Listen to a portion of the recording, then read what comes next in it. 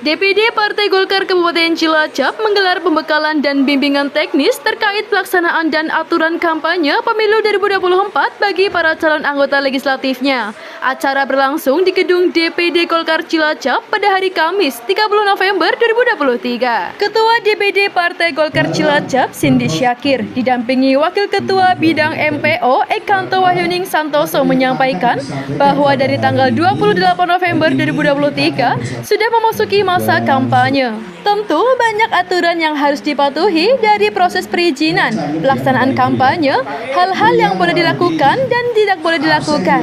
Maka dihadirkan liaison officer (LO) para caleg termasuk mendatangkan KPU Cilacap untuk pembekalan caleg Partai Golkar terkait pelaksanaan dan aturan teknis kampanye. Setelah melakukan proses pemilu, para caleg harus membuat laporan kepada partai supaya partai bisa melakukan pemetaan wilayah, persebaran suara dan mengantisipasi irisan-irisan yang potensi menimbulkan konflik. Ketua KPU Cilacap, Weweng Maretno, mengatakan pada hari ini KPU Cilacap diundang dalam rangka menyampaikan teknis. Dalam hal ini, beberapa caleg disinyalir dari Partai Golkar belum memahami betul ketentuan-ketentuan tentang kampanye. Yang mana di situ kan ada lokasi kampanye yang sebelumnya itu tidak diperkenankan. Sesuai dengan keputusan MK, tempat pendidikan dan fasilitas pemerintah bisa dilaksanakan untuk lokasi kampanye. Ada ketentuan-ketentuan yang harus ditaati. Salah satunya ketika mau mempergunakan fasilitas pendidikan dan fasilitas pemerintah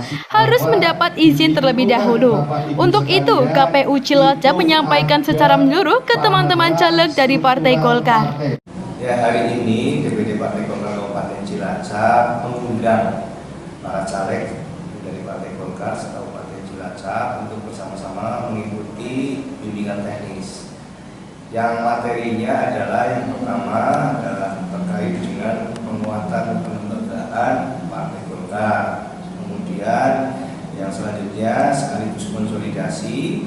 Terus yang ketiga materinya itu adalah terkait hal-hal yang bersifat teknis, bahwa per tanggal 28 November 2023 kan kita sudah memasuki masa kampanye. Tentu saja banyak sekali aturan-aturan main, mulai dari proses perizinan, pelaksanaan kampanye, kemudian hal-hal yang dibolehkan, hal-hal yang tidak dibolehkan, dan juga makanya hari ini kita tidak hanya dihadiri oleh caleg, tapi LO dari para caleg juga dihadirkan supaya ada kesepahaman bahwa yang mengurusi hal-hal teknis itu bisa mengerti betul. Karena nanti setelah mengikuti proses pemilu ini, para caleg ini kan harus membuat laporan kampanye, laporan dana penggunaan kampanye, kemudian juga harus membuat laporan kepada, termasuk kepada partai politik seperti itu.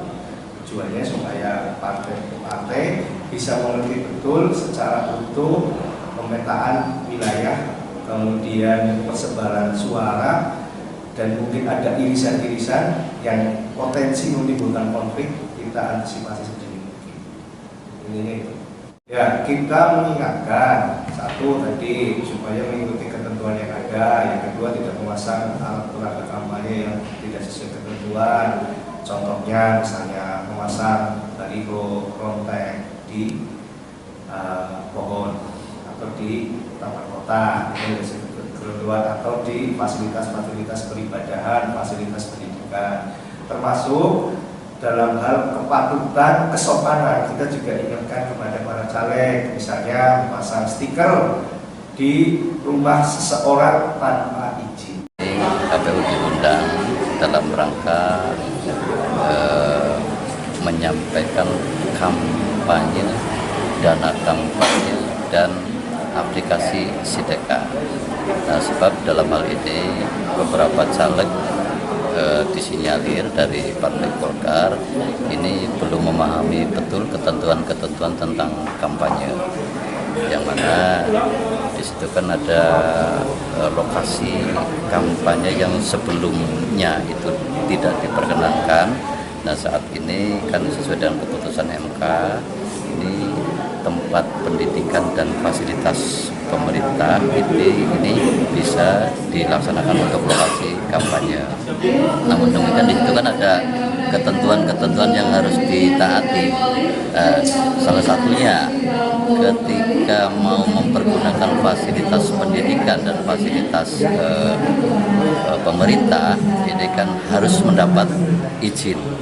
Nah, kemudian fokus untuk pelaksanaannya ini, yang dimaksud izin itu izin dari pengelola fasilitas tersebut. Ya. Kalau umpamanya tingkat tempat pendidikan juga harus pengelola dari tempat pendidikan, di fasilitas pemerintah juga harus mendapat izin dari pengelola tempat tersebut. Nah, ini pengecualian tentang waktu untuk di fasilitas pendidikan dan fasilitas pemerintah ini kan hanya diperkenankan untuk hari Sabtu dan Minggu.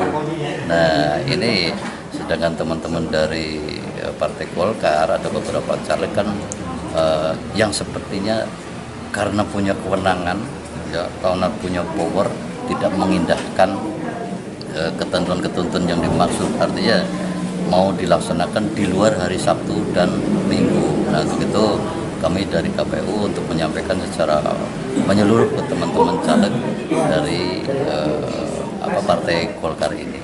Nah, di samping itu juga penekanan terhadap ini kan ada aplikasi sistem kampanye dan dana kampanye. Di situ merupakan dua bagian yang tak terpisahkan. Ketika kampanye, di situ kan harus terlaporkan waktu pelaksanaan, tempat pelaksanaan, kemudian peserta, hari pelaksanaan ini harus dilaporkan melalui aplikasi SIKADEKA tersebut. Nah, kemudian hubungannya dengan dana kampanye. Nah, ketika ada suatu kegiatan, pastikan ada dana yang dikeluarkan. Nah, dana yang dikeluarkan itu harus sebanding tentunya dengan kemeriahan kegiatan kampanye.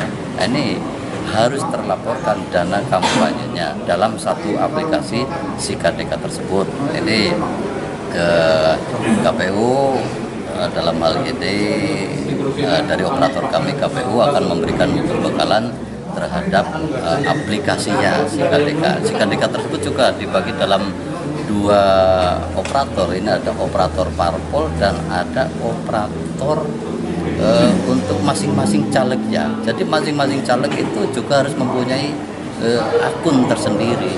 Nah, permasalahan di sini kan tidak semua caleg, ya mohon maaf lah ya, menguasai perkembangan zaman saat ini. Nah, maka ditekankan kembali oleh kami. Nandi Eko, Cilacap News memberitakan.